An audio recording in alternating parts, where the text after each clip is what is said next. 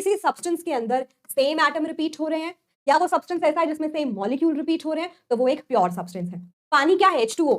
ये H2O के molecule repeat होते रहेंगे होते रहेंगे होते रहेंगे, ठीक है, तो वो प्योर है। गोल्ड क्या है? गोल्ड को हम Au से डिनोट करते हैं, Au का मतलब है ऑरम, ये उसका लैटिन नेम है, लैटिन नेम से उठाया गया है। सेम एटम रिपीट होंगे तो वो भी एक प्योर सब्सटेंस। एल्यूमिनियम, एल्यूमिनियम की फॉइल ली तुमने एकदम शीट की फॉर्म में, एल्यूमिनियम मेटल क्या है? प्योर है, ठीक है, वो एक प्योर सब्सटेंस के अंदर आता है।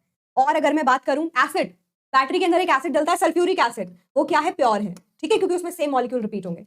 जब किसी सब्सटेंस के अंदर एक ही तरीके के पार्टिकल हो जो बार बार रिपीट होते रहे, कोई मिक्सिंग नहीं, कोई खिलवाड़ नहीं, कोई मिलावट नहीं, वो प्योर है। यानी कि अब तुम इम्प्योर का मतलब समझ गए। इम्प्योर वो सब्सटेंस है जिसमें मिलावट चलती है, दो या दो से ज्यादा चीजें जिसमें रैंडमली पड़ी हुई है, तुमने मिक्स की या नेचर ने मिक्स करके दे रखी है, किसी भी रेशो में जो मन करे, ठीक है। एग्जाम्पल से समझाती हूँ। मैं तो चाय लवर हूँ, इसलिए मैं टीचर हूँ, मेरे को टी बहुत पसंद है, ठीक है। तो चाय भी बनाओगे तो क्या करोगे? पत्ती उबालोगे, अदरक डालोगे, थोड़ी सी, किसी को इलायची पसंद है इलायची डालोगे, दूध डालोगे, है ना, फिर चीनी डालोगे। ये एक मिक्सचर है। मैं अलग तरीके की चाय बनाऊंगी और अगर नमन बनाएगा वो अलग तरीके की चाय बनाएगा, यश अलग तरीके की, जिज्ञासु अलग तरीके की। क्यों भाई? सबका जो वो प्रोपोर्शन है वो एक दूसरे से अलग होगा। तो टी क्या है? एक मिक्सचर है जिसमें सारे सब्सटेंस को रैंडमली ऐड किया गया है किसी भी रेशियो में, ठीक है। बहुत सारे सब्सटेंस को ऐड कर दिया, एक ही तरीके के पार्टिकल रिपीट नहीं हो रहे, ठीक है। तो प्योर जो एक तरीके के पार्टिकल जिसमें रिपीट होते हैं, प्योर को भी फिर हम फर्दर दो तरीके से डिवाइड करते हैं, एलिमेंट और कंपाउंड। एलिमेंट वो है जिसमें सेम एटम्स रिपीट होते हैं, कंपाउंड वो है जिसमें सेम मॉलिक्यूल्स रिपीट होते हैं।